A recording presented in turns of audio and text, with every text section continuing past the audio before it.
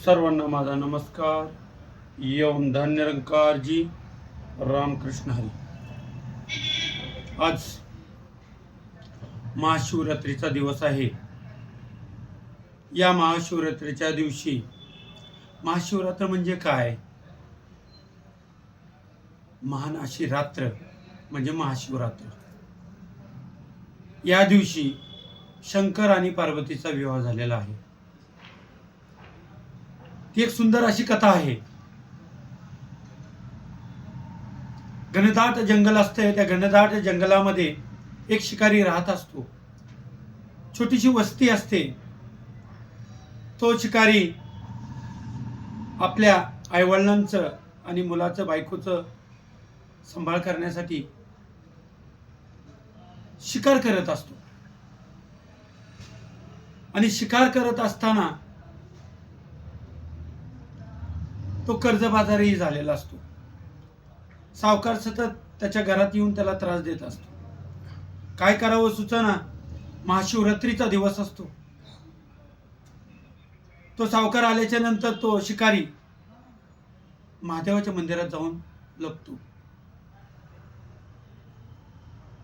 लपत असताना त्याच्यामध्ये भावना मनामध्ये काहीच नसती. तो त्या मंदिरात बसतो. सावकार तिथेही येतो आणि म्हणतो, आता तरी तू माझे पैसे परत कर. सावकार म्हणतो, माझे पैसे दे, नाही तर तुला माझ्याकडून शिक्षा आता भोगावं लागेल. बस आता भरपूर झालं तुझं.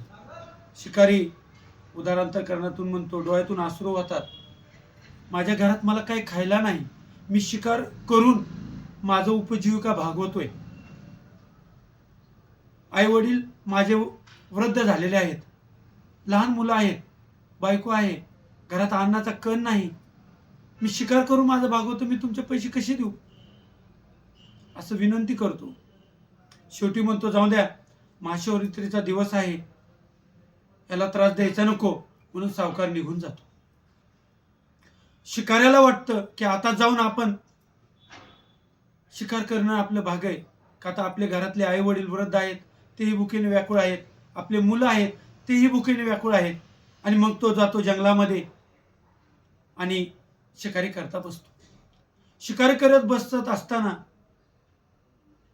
तो दिवस पूर्ण जातो. एकही प्राणी त्याला मिळत नाही. तो विचार करतो, आज असा कसा दिवस आहे की मला एकही शिकार मिळाला नाही. विचार करतो, आपण आता काय करू? एखादं तलाव गाठू आणि त्या तलावाच्या शेजारी जे वृक्ष असतात त्या वृक्षावर जाऊन आपण बसूया. नक्कीच तिथं संध्याकाळी तरी प्राणी पाणी प्यायला येतील. आणि मग तो शिकारी विचार करतो आणि त्या तलावाच्या शेजारी एक झाड असतंय, त्या झाडावर जाऊन बसतो. ते झाड होतं बेलाचं. आणि त्या झाडाखालीच एक पुरातन असं शिवलिंग खाली होतं. ते पानाने झाकलेलं होतं. त्याला ते माहित पण नसतं. जातो आणि त्या झाडावर बसतो शिकारी आणि वाट पाहत राहतो. रात्रीचा पहर पाहिला होतो. त्याने पाण्याची पिशवी आणलेली होती. बेलाच्या झाडावर बसलेला होता. रात्र झाल्याच्या नंतर तो त्याला ताण लागली. तो पाणी प्यायला जातो आणि ते पाणी त्या ह्याच्यावर पडतं, महादेवाच्या पिंडीवर पडतं. आणि ते झाड हल्ल्यामुळं ते बेल ऑटोमॅटिक त्याच्यावर पडतात. पडल्याच्या नंतर त्याच्या हातून चांगलं कार्य घडतं. नकळत कार्य घडलेलं आहे. त्याला माहित पण नसतंय इथं खाली महादेवाची पिंड आहे. आणि मग असं करत असताना एक हरिण येतं पाण्याच्या शोधासाठी आणि पाणी प्यायला लागतं. पाणी प्यायला लागल्याच्या नंतर तो शिकारी म्हणतो, आता खूप छान झालं, आपलं आज कार्य साध्य होतंय. आणि तो धनुष्यबाण धरतो त्या हरणीवर. तर ती हरणीला ती वाचा फुटती. त्या झाडाचा खळखळ आवाज येतो. ती हरीण त्या शिकाऱ्याकडे पाहती आणि शिकाऱ्याला म्हणती, शिकारी दादा, माझा थोडा विचार करा. माझ्या पोटामध्ये माझं बाळ आहे आणि माझ्या पोटामध्ये बाळ असताना जर तुम्ही शिकार करत असाल तर मोठं पाप तुमच्या हातून घडत. मी काय करते, ह्या बाळाला जन्म देते आणि परत तुमच्या करता येते. माझं हे वचन समजून मला सोडा. मी माझ्या बाळाच्या पोटातली शपथ घेते. आणि मग तो शिकारी म्हणतो, अरे माझे पण बाळ उपाशी आहेत, मी त्याकरता शिकारीला आलेलो आहे.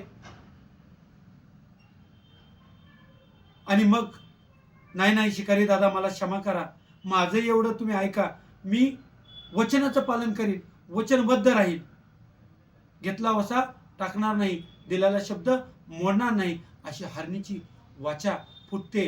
आणि मग त्या शिकारी दादाला ती कळते. शिकारी दादा सुद्धा परत स्थिर होतो. ठीक आहे म्हणतो, तुझी इच्छा आहे तर तू तुझ्या बाळाला जन्म देऊन परत ये.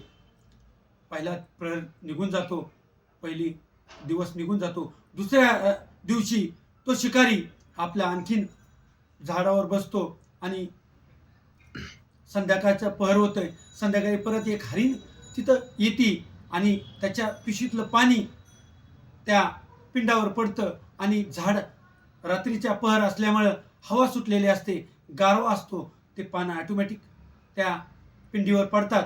आणि पिंडीवर पडल्याच्या नंतर दुसरी हरिण आल्याच्या नंतर ती हरिण आल्याच्या नंतर ती पाणी पिते. पाणी पिल्याच्या नंतर तो शिकारी परत धनुष्यबाण धरून आपल्या शिकारीसाठी तो तैनात असतो. आणि तैनात असताना तो शिकारी मारणार असा बाण सोडणार तोपर्यंत त्या हरणीचं त्या शिकारी दादाकडे लक्ष जातं. आणि लक्ष गेल्याच्या नंतर त्या हरिण म्हणते, शिकारी दादा मला पाणी पिऊन जाऊ द्या, मी माझ्या बहिणीचा शोध घेण्यात आले आणि माझ्या बहिणीचा शोध घेऊन मी परत येते आणि नंतर माझी तुम्ही शिकार करा. ती म्हणतो, विचार करतो, अरे हे काय चाललंय, मी शिकारी करता आलोय, माझे लेकरं उपाशी आहेत, माझी बायको उपाशी आहे, माझे आई वडील वृद्ध आहेत आणि मी त्यांना अन्न देण्यासाठी मी इथं आलेलो आहे आणि हे काय मी ऐकतोय. नाही नाही, माझी एवढी प्रार्थना ऐका, मी नक्कीच माझ्या बहिणीची भेट घेऊन मी तुमच्याकरता येते आणि मग तुम्ही माझा प्राण घ्या. शिकारी दादाला वाटतं, ठीक आहे बाबा, तू तुझ्या बहिणीची भेट घेऊन ये. आणि परत दुसरा प्रहर संपल्याच्या नंतर तिसरा प्रहर लागतो आणि तिसरा प्रहर लागल्याच्या नंतर रात्र होते. रात्र झाल्याच्या नंतर थंडीचं वारं सुटतं. थंडीचं वारं सुटल्याच्या नंतर त्या पिशवीतलं पाणी त्या पिंडावर पडतं, त्या शिवलिंगावर पडतं. बेलाचं झाड हल्ल्यामुळं बेल ऑटोमॅटिक त्या शिवलिंगावर पडतात आणि त्याच्याकडून तिसरंही कार्य त्या शिकारी दादाकडून होतं. त्यावेळेस आणखीन त्या तलावापाशी तो नर आलेला असतो. नर आल्याच्या नंतर तो पाणी पितो आणि त्याचं लक्ष परत त्या शिकारी दादाकडे जातं. शिकारी दादाला म्हणतो, शिकारी दादा मला तुम्ही मारू नका. तो म्हणला, का मारू नका, माझे घरचे उपाशी आहे, मला तुला मारल्याशिवाय पर्याय नाही बाबा, आता माझं कर्तव्य मला पार पडू दे. नाही नाही नाही, एक काम करा तुम्ही, माझी बायको आणि माझी मिहुनी इथं आलेली होती, मी त्यांचा शोध घेण्याकरता आलेला आहे. माझी बायको प्रेग्नंट आहे, गर्भवती आहे आणि तिला मी पाहण्याकरता आलेलो आहे आणि तिच्या शोधासाठी तिची बहीण पण आलेली आहे, तिला पण मी हुडकतोय. एवढं माझं कृपा करून ऐका, मी ह्यांना भेटतो आणि मग तुम्ही माझे नक्कीच तुम्ही शिकार करा. शिकारी दादाला परत वाटतं, ठीक आहे बाबा, जा ये भेट घेऊन. आणि मग 3 प्रहर होतात. 3 प्रहरी त्याची नकळत अशी विधत पूजा होती त्याच्या मनात. मग तिसरा प्रहर झाला, चौथ्या प्रहरी सुद्धा ऑटोमॅटिक त्याच्याकडून ते पिशवीतलं पाणी जे असतं ते त्या ह्याच्यावर शिवलिंगावर पडतं. सरसर असे झाडाने हवा सुटते. हवा सुटल्याच्या नंतर ते बेले ऑटोमॅटिक पडतात आणि चौथाही प्रहर होतो.